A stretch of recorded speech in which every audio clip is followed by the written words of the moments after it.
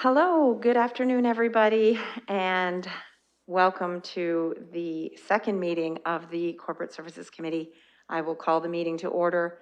We do have quorum, and I will begin by saying that City Hall is temporarily closed to the public for in-person attendance at standing committees and council meetings due to the provincial state of emergency and the provincial shutdown. So meetings can be viewed via live streaming on YouTube and the city website, which is london.ca. I will also say that the City of London is committed to making every effort to provide alternate formats and communication supports for council, standing or advisory committee meetings, and information upon request. To make a request for any city service, please contact accessibility at london.ca or call 519-661-2489, extension 2425. To make a request specific to this meeting, please contact csc@london.ca. With that taken care of, I will look to committee members to see if there are any conflicts to declare. I see none. I will go to the consent items. We have 8 consent items, and I will look to see if any members would like to pull an item or 2 or 3 or 4. Councillor Pelosa. Thank you, Madam Chair. 2.7, please. 2.7. Any other items? Councillor Deputy Mayor Morgan. Yes, I have some questions on 2.6, so maybe best just to pull it. Okay.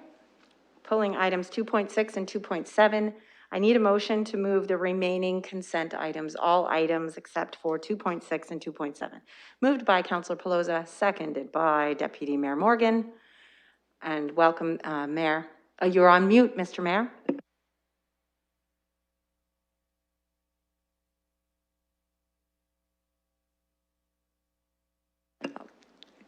Were you trying to speak to us, Mr. Mayor?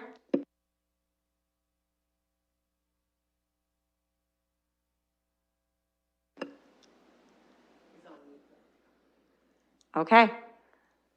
You are. Chair, can I be heard, Madam Chair? I'm not sure. Now you can, yes.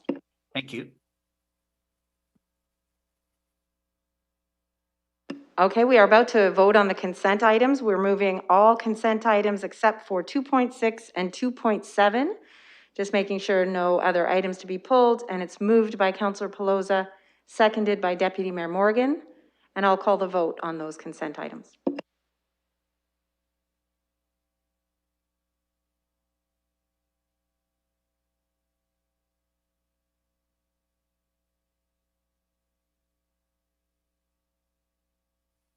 Madam Chair, I will have to vote yes verbally.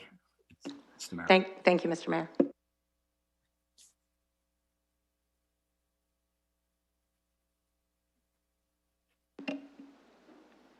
Ms.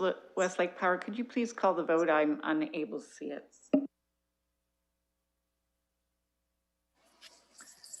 Thank you. Closing the vote, the motion's passed 4-0. Wonderful. So we have item 2.6. I'll go to the Deputy Mayor. Thank you, Chair. And just, I didn't make a comment on the last vote, but while I'm just flipping to my page here, on the items we just passed on BIAs, I saw a number of BIAs did take actions to prepare themselves for the recovery with their budgets. And I know we all appreciate their work. So although we didn't really make a lot of comments, or well, none at all on their proposed budgets, they all looked really good. And I think they're all doing the right steps to prepare themselves for 2021. With respect to item 2.7 or 2.6, sorry, which is the assessment growth, changes in taxable phased-in values. I know this is a report just to be received. However, there is a component of this that talks about the way that the assessment growth has been spread across the tax classes, and it talks about the freeze in assessment values that will occur in 2021 because MPAC will not be implementing the phased-in assessments. I wonder if the treasurer could comment, what are the implications or impacts on that? And I know that we have a tax policy report coming forward, but I want to start to turn my mind to how to think about the upcoming year. And I know that that is a significant change because that impact process has caused shifts between the tax classes and the way that the property tax burden is paid, or I should say the budget is paid across those tax classes. So do we have any sense on how this will impact those discussions moving forward, and are there any impacts beyond what's listed in the report on the assessment growth? Ms. Barbone? Thank you, through the chair. So with the reassessment, normally what you would see is, in addition to the new assessment growth that has been added to the tax roll, you would see shifts that would happen between possibly commercial and residential, or industrial for that matter, based on increases in a new reassessed value that would change the value that's currently shown in the tax roll. So the way you see it now as this is the fully phased in tax assessment for 2021, where you will see no further shifts in assessment. So the tax rates will be attributed to each class, specifically as per the tax policy. So what you'll have is what was approved through the budget, and normally where you would see shifts that would also include additional potential increases or potential decreases for that matter between the property classes, you'll see no shifts that will occur other than simply the application of the tax policy. So it'll be much more of a pure tax policy where the changing of the ratios will more dramatically affect the changes between the classes based on the tax policy decisions that council will make. And that report we will be bringing forward in April. So when you see this, if all things being equal, essentially just the application of the tax policy is what's going to change the approved budget from the rates that they would pay from the various classes. Thank you, and through the chair, I appreciate that, and I appreciate the report that will be forthcoming in April. I think it would be also great if you haven't already, included it in the draft report or the work that you're thinking about ahead, what the implications will be coming out of the phased-in assessment. In other words, is there going to be the potential for some catch-up to happen? In other words, if all of the, let's say things all shift in one direction in the freezed-in year, are we going to have to play catch-up in 2022? I'm curious on what this looks like moving forward. I know that, again, it doesn't necessarily impact the report that you have before us today, but it certainly, given the comments in your report, is something that I've started to turn my mind to, because that'll obviously make things a little bit different both in 2021 and potentially in 2022 when we return to a normal phased-in process. So I'll just leave it at those comments unless there's anything else that the treasurer has to share, and I appreciate her work on this current report. Okay, and I'm not hearing from the treasurer, so I'm assuming that's all good. Any other comments on 2.6 or questions?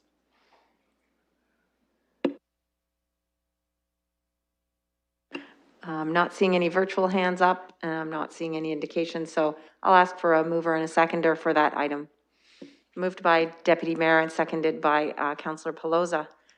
I will call the vote on that. Chair, I will vote yes. Thank you, Mr. Mayor.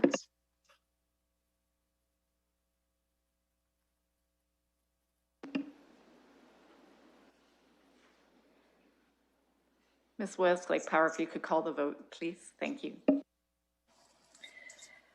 Thank you. Closing the vote, the motion's passed 5-0. Okay, that takes us to item 2.7, which is the Ontario Transfer Payment Agreement, Bill 218, and that was Councillor Pelosa that pulled that. Go ahead, Councillor. Thank you, Madam Chair. And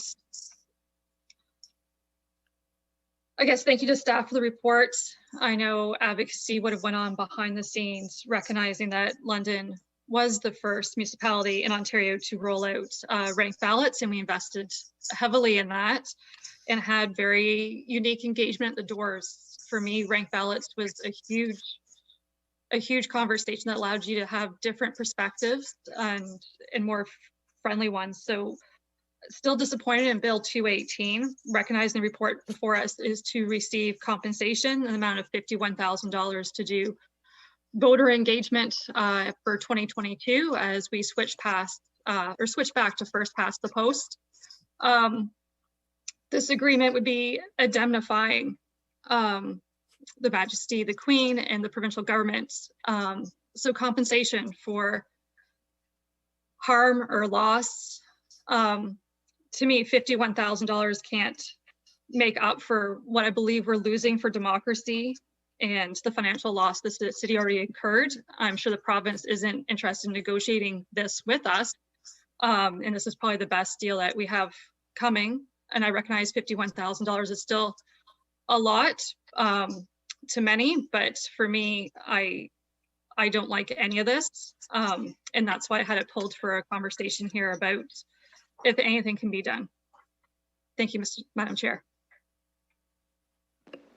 Mr. Mayor. Thanks very much. And I'd before I make some comments with respect to item 2.7, we didn't discuss any of the consent agenda items, and we shouldn't unless we want them pulled. And I meant to pull 2.8, but I won't.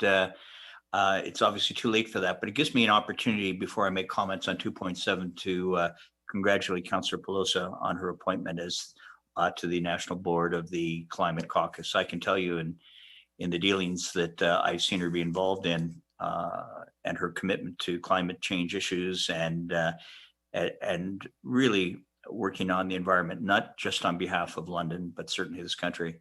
I'd like to give a huge shout out to Councillor Pelosa because I think that makes a big statement about our involvement and hers in particular to make us better. So I wanted to sincerely make that comment and congratulate her on that.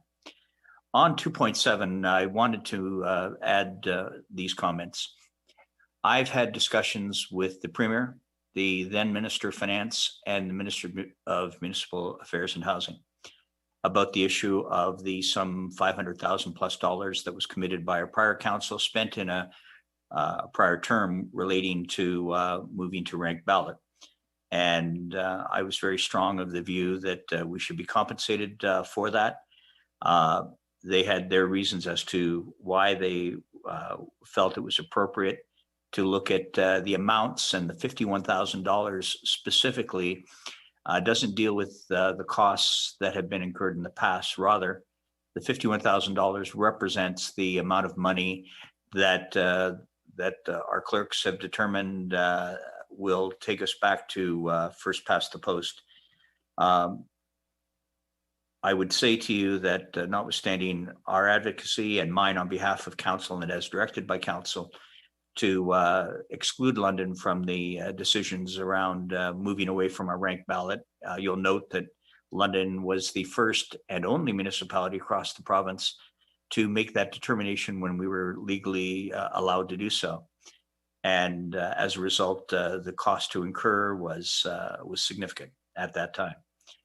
And those points were made. I will even tell you that, again, as directed by council, I was the only representative municipally to speak at a provincial committee hearing relating to this issue.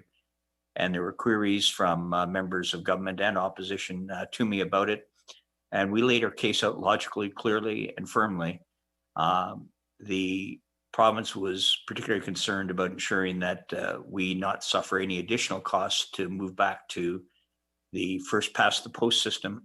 I would add that they were resolute in their determination that, excuse me, that first past the post was the decision, or at least the determination of a number of municipalities to remain with that system.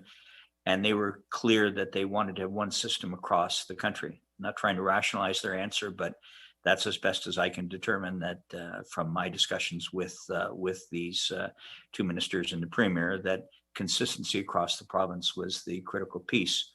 We also know that there were a number of municipalities that were looking at London as an example to consider going as of the next election cycle to a ranked ballot system. Some were well on their way. Others were taking it to a plebiscite with their citizens. to determine if that was the right way or appropriate way for their municipality to proceed. However, that's all moot as a result of the decision in the bill that was put forward by the province. They've made it clear they're not going to go and seek changes beyond the first past the post system with this government, which is their right to do so. Again, I expressed my disappointment on behalf of London, hoping that we could have an exception made. Then I had a separate discussion with the Minister of Municipal Affairs and Housing, and indicated from a compensation standpoint that we would like to have, and we felt it was only appropriate to have compensation considered beyond the costs associated with first past the post, reverting to that. You know, the determination now is set out by the clerk in the note that we've received under 2.7. So respectfully to the councillor and to colleagues around the table, it's, as far as the province is concerned, it's done. And I don't see another opportunity. I've had a couple of serious kicks at it. When I went in front of the committee, I wasn't talking about compensation. I was talking about leaving London alone and consideration for other municipalities, but certainly London being our focus as directed by council. So I hate to say case closed, but I believe this is as good as it's going to get for us, and at least that part's been considered, and we appreciate any financial considerations that the province has given us. But they felt strongly that covering our costs going forward in this term of council as we go to the next election was their appropriate action. So I wanted to fill in colleagues as far as the actions that were taken on behalf of council and as by directed by council to speak with them. Thank you. Thank you, Mr. Mayor. Deputy Mayor Morgan.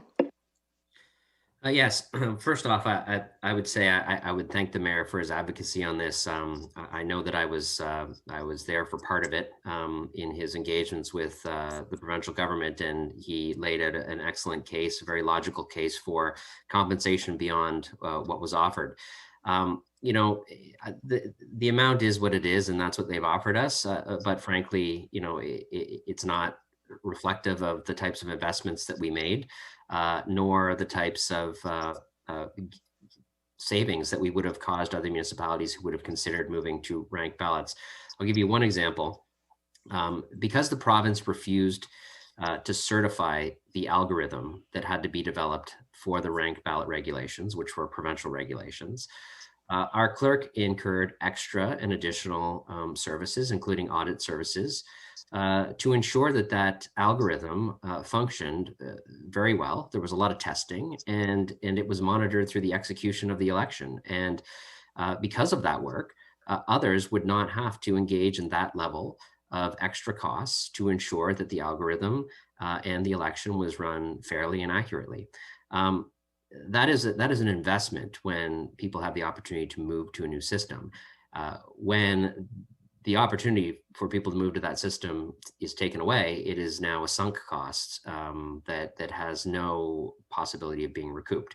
And so including things like that in the original ask of the province, I think was appropriate, and it's disappointing that those were not included and recognized in their compensation offer. That being said, you know, I think I'm of the mind that I'll take what we can get at this point. You know, we can obviously advocate further, but I'm not sure it's going to go anywhere. Certainly not the amount that I would have thought was fair, but an amount nonetheless, and a recognition that we will incur additional costs in the 2022 election. And it's good that this will offset some of them. So. Thank you. I did see Councillor Kayabaga's virtual hand up, and now it's not up. So if you did intend to speak, Councillor, now's your opportunity. Madam Chair, I did want to speak, but I think I was trying to understand what Councillor Ploza was trying. Sorry, I apologize. That's why I put my hand down, because my son was talking at the same time as me. So I do apologize. I'll go as the committee goes. Okay. Mr. Mayor? Can you hear me all right, Councillor? Yes, Mayor. Thank you very much. One other thing I wanted to thank the clerk and the city manager who both had engagements with senior staff at the province to provide information, particularly information relating to costs associated with reverting back to first past the post. But to them, I'm very grateful for the information. It went a long way in terms of why we received compensation towards the reverting back to first past the post. So thank you, clerk, and thank you, city manager. I'm getting a thumbs up from the clerk, AKA Rockstar Clerk, as she has been known in the past. Are there any other comments? Oh, Councillor Kaibaga, go ahead. Thank you, Madam Chair. I just wanted to echo what Councillor Pelosi was saying, that I do also think that I disagree that the province can do as they wish. I think that their purpose is to serve the community, and we as a committee decided to go with this process. And if there's any action that we can continue to take to preserve our democracy, I think that should be taken. And I support what Councillor Pelosi was proposing, whether we discuss it or whether we submit another letter or whatever action we may take. I think it's important for our voice to continue to be strong on this stance that we do not agree with them tampering with our processes. Thank you, Councillor. Anything else? I will just say that thank you to the committee for all of your comments. I agree. And thank you as well. I'll add my thanks to the deputy mayors. Thank you to the mayor for the advocacy. I also want to thank staff for the work they did in making our foray into ranked ballots, our brief foray, such a success. And the Rockstar comment, it goes back to some of the recognition that our city clerk received from the media locally and nationally, I believe, too, for the work that was done on this election. As municipal elected officials, we understand how limited in many ways our authority is. We exercise the authority that's granted to us by the province. And I think the previous council, in taking this bold step and going ahead with a reformed voting system locally here, was a recognition, and the previous government allowing municipalities to take those kinds of steps and make those decisions was a recognition that the local elected officials who are on the ground locally here dealing with our constituents on a day-to-day basis, we understand the needs of our community best. And from time to time, different provincial governments do recognize that and they respond accordingly. I think it's important for us to continue to advocate, not specifically for a voting system that will serve London better in the future, but I think it's important for us as local officials to continue to do what we do and advocate to whatever provincial government is in power to recognize our importance at the local level, to recognize our expertise. We know our communities best because we're talking to them on a day-to-day basis, and we make the decisions that we feel are best for our community. So I think our continued advocacy is important. I agree with committee members who have said the money was not the issue for us, but we will take the money that to offset the costs that we will incur in reverting back to first past the post. But I know, and speaking with staff and various councillors, it was not about the money, but I am appreciative to the provincial government for giving us this reimbursement of our costs going forward. So with that, Councillor Deputy Mayor Morgan has your hand up again. Go ahead, sir. Yes, I think just relevant to the debate, and I apologize, Chair, for sneaking in after you. We're making very eloquent closing comments. I would let colleagues know who still want to take action on this, that when we passed our resolution on this, there were a series of points in that resolution, and compensation was just one of them. There were also points about the importance of local democracy and that we disagreed with this decision. Those were positions that were passed by council and remain the position of council. And so I feel like our position on this is still very clear, irrespective of whether we, accept this this amount of money to offset the 2022 election or not. So I think the standing position of council, of which, I'd have to have the clerk read out the components of that motion, is still that we very much believe that local decision-making and local democracy is very important, and we disagree with this decision, and we can still continue to advocate that position irrespective of the decision we make today. Thank you, Deputy Mayor. Any other comments on this? Oh, then I'll look for a mover and a seconder. Moved by the mayor and seconded by the deputy mayor. I'll call the vote.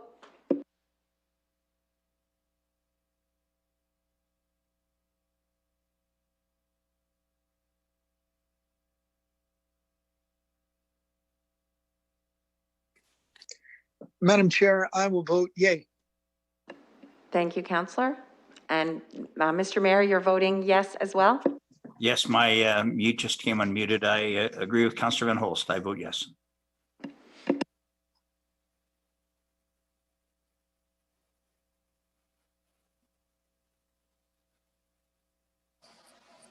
Councillor Kayabaga,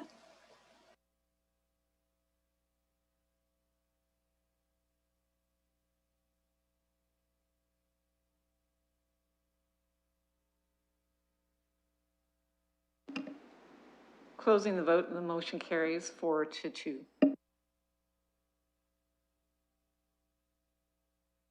Okay, there are no scheduled items, but there is one item for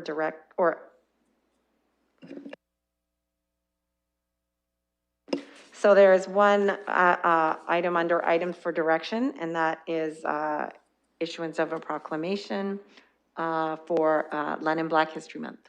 Councillor Kayabaga. You're muted, Councillor. Oh, you'll move it. Thank you.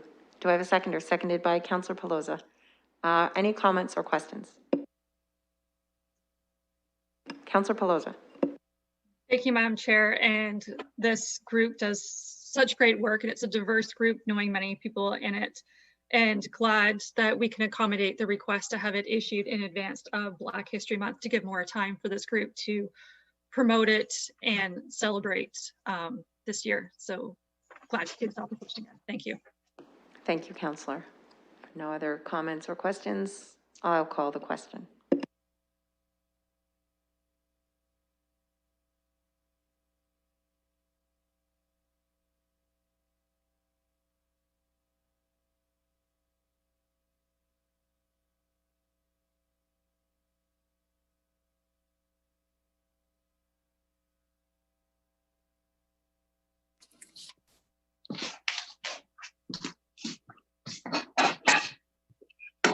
Madam Chair, I will vote yay. Thank you, Councillor.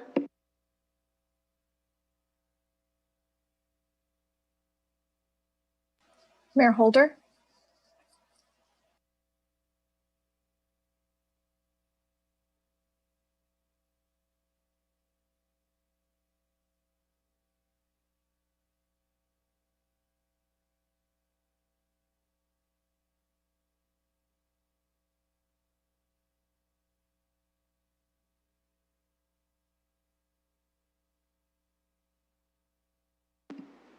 Mayor Holder?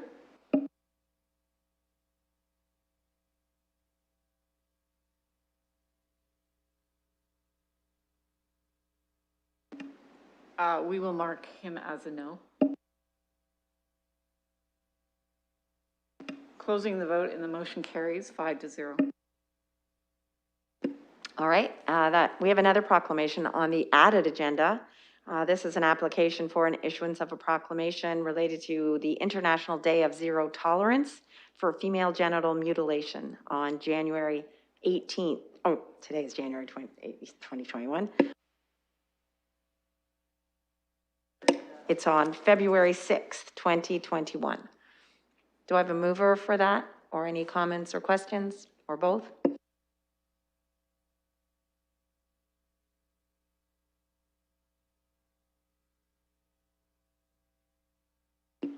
Looking for a mover on this added item.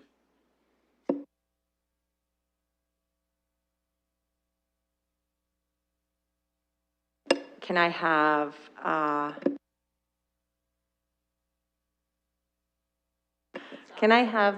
the vice chair to kindly take the chair from me?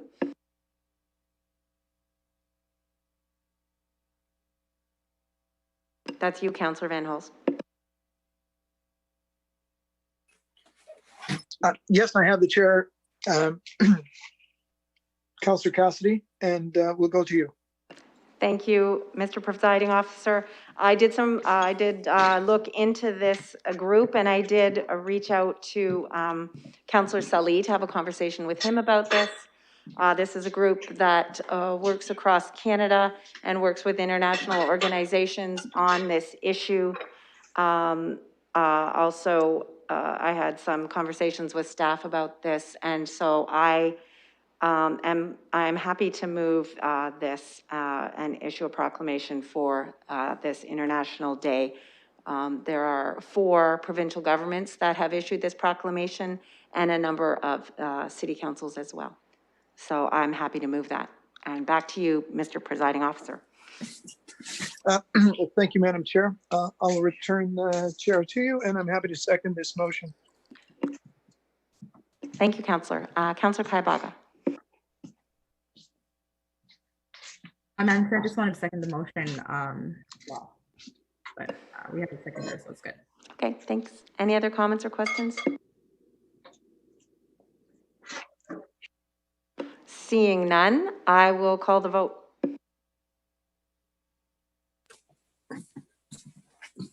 Madam Chair, I vote yay.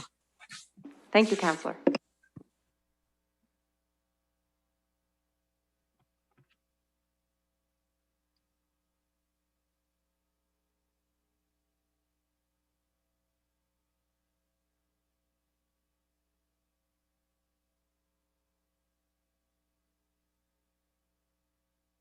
Closing the vote and the motion carries 5-0. Thank you. We have no more matters on our public agenda, so I will look for a motion to go in camera. We have, are there any deferred or additional matters that I'm not aware of? Seeing none. Now I'm looking for a motion to go in camera. We have 6 items on our public agenda, which the public can see are the reasons for us to go into confidential session. Do I have a mover and seconder? Moved by Councillor Pelosa and seconded by Councillor Kaibaga. I'll call the vote. I vote yay, Madam Chair. Thank you, Councillor.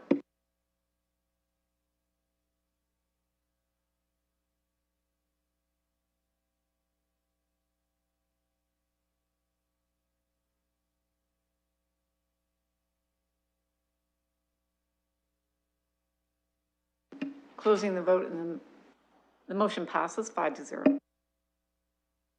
Okay, so I think we just need a couple of minutes to get things arranged for the confidential session. So I just want to advise the public as well that we will adjourn immediately following the confidential session, and there will be no more public items to discuss. And so we will not be restarting the live stream at the end of the confidential session.